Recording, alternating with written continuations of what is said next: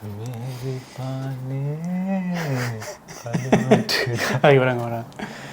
everyone, so welcome to another episode of Runtime Reflections. In the last episode we discussed roughly around the topic of how to investigate your thoughts and the approaches you can take around it. So the last two episodes were kind of on the path of how do we identify our mind, our thoughts, and how we investigate into it. So a lot of theories around it and a lot of ways how you can tackle it or how you can have more understanding around it. Little bit more technical stuff, I would say, right? But in this video, we decided to change it up a bit and talk about some practical aspects. Right. And we sort of thought of diving into some real life situations and where we actually get confronted with these scenarios where we actually need to look into our thoughts and how we actually deal with those kind of situations.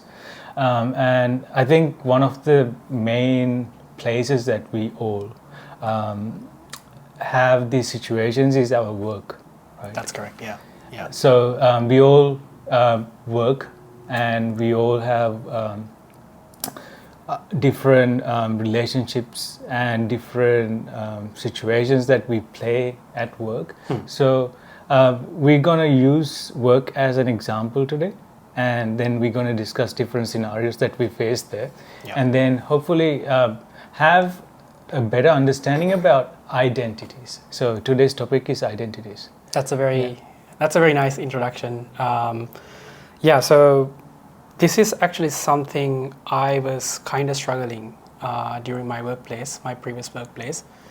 And I think this question, I think we had a chat about this question long time ago.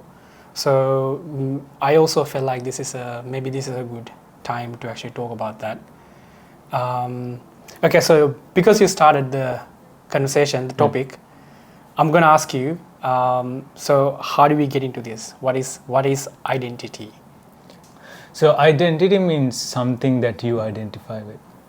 So the basic idea of identity is first you identify with who you are, with your name. For an example, my name is Geet, so I identify as Geet, you as Tima. And then there's this other identification we get into according to our life situation. So when you are a male, you identify yourself as a male or a female. And then again, depending on what happens in your life, what you have available in your life, you start defining yourself according to these situations. And that essentially becomes an identity. So that means we can say, if someone asks you, who is Geet? If you ask me who is Geet, I would say, oh, this is Geet, his name is Geet, he's a chef, he's working at 5-star hotel. And so I can tell everything about you that will define you. Yes. So can I say that is an identity? Yes. So when you're describing Geet, right, you cannot tell who Geet is, but you can tell but the things that Geet associate with. So you can give a description of things that Geet does or have or associate with, but you cannot say who Geet is. You know what I'm saying? When you're saying Geet is a chef, it's an employment. It's something he does, work. So he thinks like, you can describe different aspects of a person, right? The thing is like, these are descriptions of a person, right? And what happens is, people get identified with those descriptions. When we are going through life situations, we get into different descriptions. We have to play different aspects or roles or characters. But after a while, we get identified with those. If I get identified myself as a chef, then there will be a problem that arises. Like, so me going and playing a role of a chef is fine, right? But then if I identify myself as a chef, if I think Geet is a chef, there could be things that a chef agree with and does not agree with. And if I start applying those things into other aspects of my life, then I'm in trouble. So I've started suffering because of identity. So that See- means we have different identities that will build the whole big picture. Yes. So, for an example, you're Timal, right? As a human being, so you play a role of a son, you play a role of a brother, you play a role of a friend, a boyfriend, a housemate, a workmate, an engineer. So you play many different roles, right? So Timal is created as a whole totality of these all aspects that you play. Right? It's I not see. just one aspect of it. Timal is not just a software engineer. He's also a brother. He's also a son. All these other aspects as well. So the totality is Timal. It's not Interesting. Timal. It's what Timal does or identify himself with or associate himself with. But Timal is just an individual human being. That's the only description you can give. Right? Everything else is an identification. So it's more like if someone asks me, who am I could say, I don't know who am I, but I know different things about me. Yeah, basically.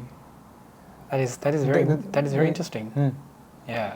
So, thing is, right, like, what happens is when we get identified, so, like, for an example, when you go to work, you simply put on a tag saying, oh, this is my position. And then while you're at work for 8 hours, you play that role. Right. And then once you exist, you're another normal human being on the street. Every day you go play a role.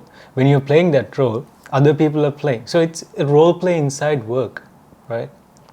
So human beings simply enter into work, Yeah. put on like a suit, saying, I am this position. It's like, in kindergarten when you're doing little dramas or plays with other kids. Yeah. You select a certain character, I'm playing this character. It's like that. You go and enter work, or someone plays the character of a role of a boss, and someone plays the employee, right? So boss yells at the employee take up the shit. But when they leave out of the door, they're just normal human beings, right? That's right. Yeah. So it's all role playing. It's all we're playing a character. But the problem is, when you get identified as an employee, when you leave out of the door, you're still carrying it with you. Yeah. You're not leaving it there, right? And you're going home, eating, sleeping, while doing everything, you're still thinking about the whole situation. Because you have identified with that character. When you're identified with that character, there is someone who could get hurt Yeah. or triggered, right? That person is suffering. Even the boss, he's going out of the door, but now he thinks he's a big person because he yelled at someone. But then inside his mind, he's still suffering. He thinks he's enjoying it, but that's ego inside the chatter. He's keep going on and on and on. Oh, I did this. He feels good about it, but at the same time, he's missing out of a lot of things because that thought still is processing inside his mind. Yeah. Yeah. Yeah. So that's what happens when you get caught up with identity. And identity brings you limitations. Right?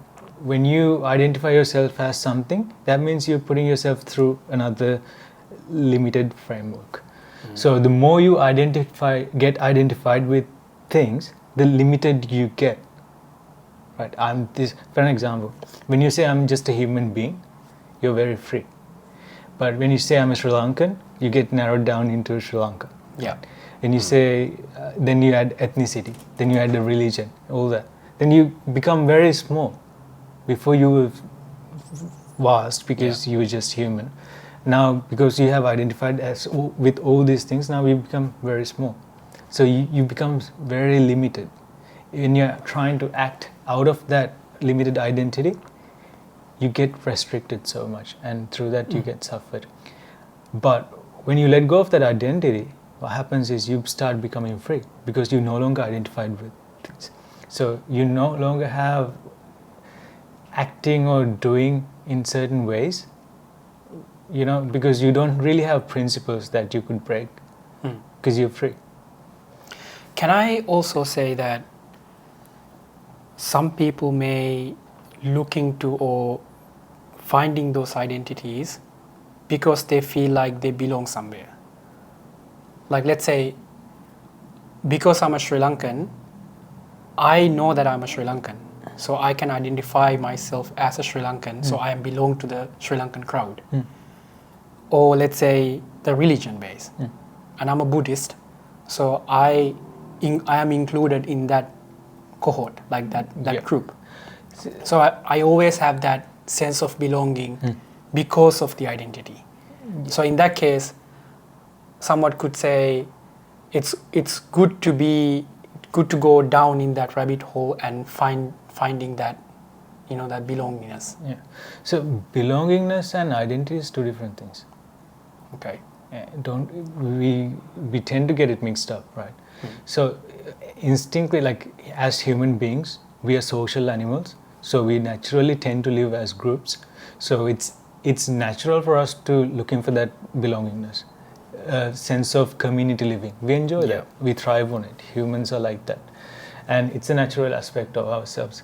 And what happens is, like, when you live in a community, like say Sri Lanka, it gives you that sense of peace or whatever, that belongingness. Yes, it's okay to live with those people. If it's okay to belong in a community, there's nothing wrong with that.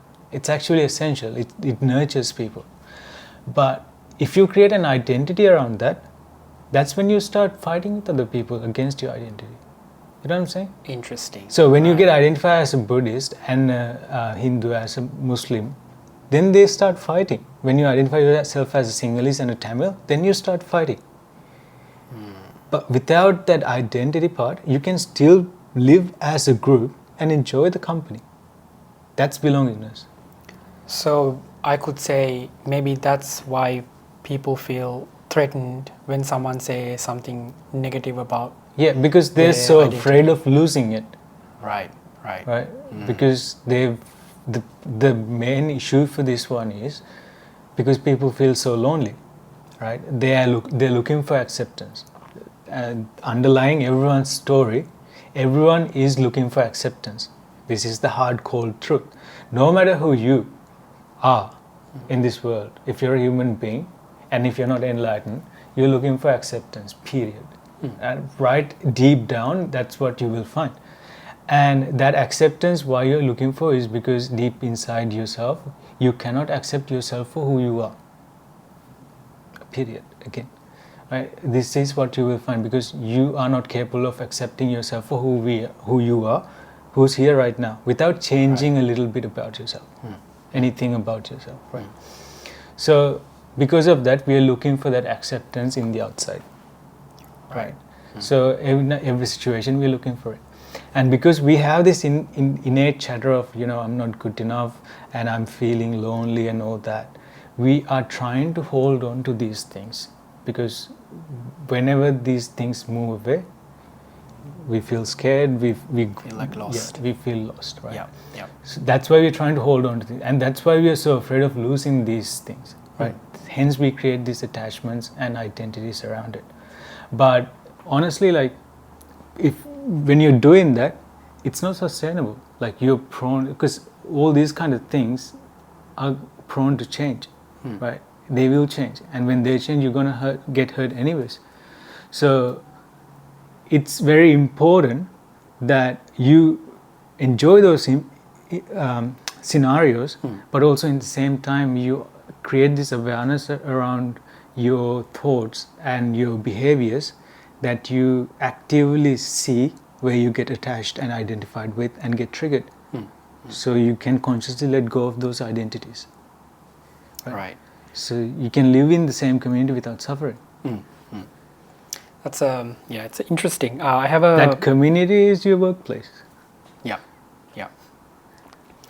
So I have a question for you. So usually when we learn about these theories, these concepts, there will be a time that you actually make some realizations, and that's where the actual the practical aspects will hit you, and you will realize, okay, so this is what I was thinking about. Yeah. So when it comes to identities, the very core that we talked about here, when was the time that you actually realized this for the first time, or what was the experience, or what was the event that triggered this? It's not one. That's the thing. It's a gradual process. Okay. Like you will encounter so many of these events throughout your lifetime, right? And it's how much aware you are about this situation make you go deeper into these things, right? Otherwise, you will struggle, and it will pass. Another one will come. You won't learn anything. But the more aware you get around these events, then the more you go deeper. I've had events where, like, I had to kind of confront death, where I got sick and then I thought I might die. It may not have been a serious thing, right? But the fear is there, right? Yeah. So when you confront fear, it's real. So when you're at a place like that, confronting death, right? Then you pretty much let go of all the unnecessary stuff, and then you start questioning about all the important stuff in your life. And then that's when you start questioning your very existence, right? Until you start questioning your existence, nothing really matters, because everything works on logic. Yeah. Right? Yeah. But your logic has no grounds when you start questioning your existence. Why my life on this planet, in this particular space and time slot, right? When you start questioning that, your logic has no grounds on it, and then you start questioning the roots of it. That's when you start seeing that, where I was stuck was these identities that I had created. And these identities that I created, I was chasing them, and the whole drama was created around that, around the events that happened in my life that hurt me, which made me feel that I'm not good enough. So the whole run was around where I was trying to prove myself that I'm good enough. So I was trying to achieve things. So in order to do that, I have created these identities, and I was chasing them. And the whole thing was because I couldn't accept myself. So when you understand that, you stop chasing, and you start, I can accept myself here right now without doing anything. So that's how you kind of start opening up to these identities. Yeah. See, it starts breaking inside you. It's like peeling an onion. You peel layer by layer. While doing so, you have to cry. And it's a part of the process. It hurts. Yeah. But you slowly become free. Nice. I think one of the, I want to have a chat about the role playing, where we role play in every aspect of our life. So something I came across with my previous workplace is, this is actually very related to the topic that we're talking about, and I think we had a chat about this before as well. So when I was joining the company, I had my manager, and he was telling me how I can improve and how the work process that I have to go through. And then I actually got used to the way of working with that person. And then after that person, there was another manager, a new one. So that person was, that person is also getting started. So I think she came from engineering level and then became a manager. So she's trying to find her way around this role. And I'm here, already had some experience with my previous manager. So I was demanding that the same commitment or the same managing role from her. And then with the time, like the first few months, I had like so many conflicts. Like I got angry, I got frustrated, and I feel like she did as well. So I had these challenges like kept coming at me, like how I can just accept that I have a new manager. And then I think we had this chat. And do you remember what you were telling me at that time? CB on the label, right? Yeah. So the whole situation is that because we are playing roles, when you are in this situation, you're playing again. She's trying to play the manager role. You're trying to play the mentee role, and what happens is you're looking through that lens. And when you're looking through that lens, when you're looking at a role, you look at that role with a certain set of expectations, right? And you expect those things to be met, Yeah, right? exactly. And when they're not met, you get frustrated. Yeah. In this whole process, what we forget is that behind that label or that tag is another human being, right? And that person, you don't know their story. They may have just got promoted as a manager, but without any previous experience of management, right? Yeah. And then they're trying to figure out, and it's just one aspect of their life. They could be a mother, or like, you know, have a family life, or whatever other things that they're dealing with. So out with everything else that's going on, they have this other thing that they're focusing on. And then, but when we are looking at it, we just see, oh, manager, she needs to be like that. Yeah. We're considering all other aspects of their lives, disregarding, right? So when you're doing that, yes, you have problems. But if you can simply like look behind that label and acknowledge that person for who they are as a human being, things could drastically change. Yeah. Because we stop reacting to the labels, the positions, right? And we acknowledge the human being. And that human being is an emotional being with real emotions like we do. Just like me. Yeah. Just like me, right? Yeah. So then those things are real, and you can connect with those emotions as a human level, even though you might not agree on a positional level. As a human level, you can connect with those emotions, right?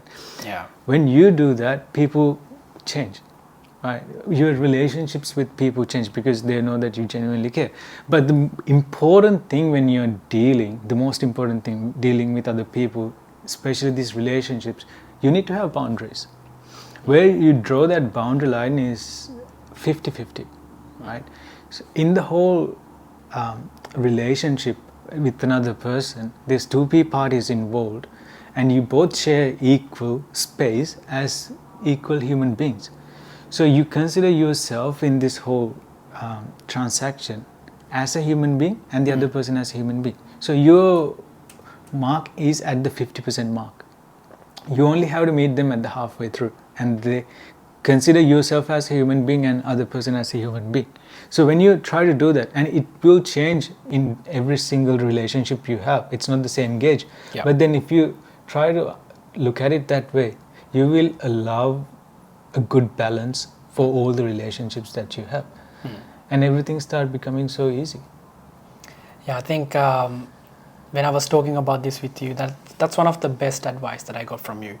And then I actually applied this to my workplace, and I actually had an open conversation with her, and I told her that this is how I think, and that actually made the whole thing so much better. Like from that point of, from that moment, we had like the best connection that I ever had with a manager, and like after that, when I can see the human beyond that label, I know that she's trying to fit in. It's a new team, so if I'm the manager, I would have the same feeling, like I have to try to fit in.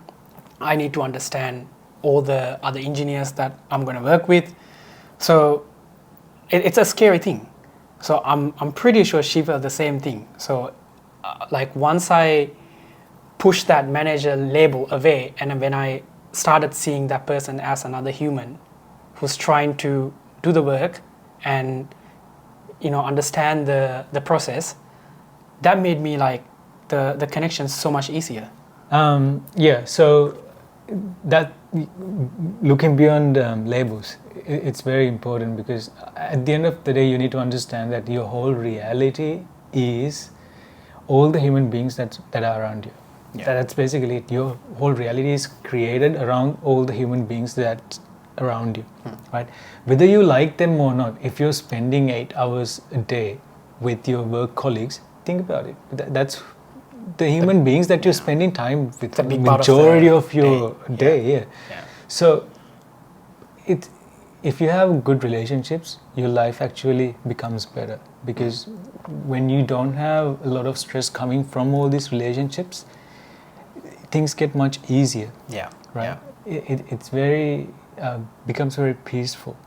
So, but we need to understand that what we put out is what we get. So other people might not have that intentional awareness to, work it out. But when you have awareness, be the first person to take that action and, consider the other person as a human being too. And simultaneously consider yourself as a human being. When you do that, observe how that relationship changes. Because when you change that attitude about the relationship, what happens is it gets translated into your actions and words. Yeah. Without even thinking, you would speak different things. True. You would do different actions that translate those words, those thoughts. And those gestures would convey a different message to the other person. And then they will start reacting in a different way. And That's that right, yeah. that will clear up all the struggles that you have with your relationships. When you have better relationships, your work becomes better. Because at the end of the day, no matter which work you do, you have the workload, right? For me, it's cooking. For you, it's coding. Regardless of what you do, that part you have to do it. Yeah. Right.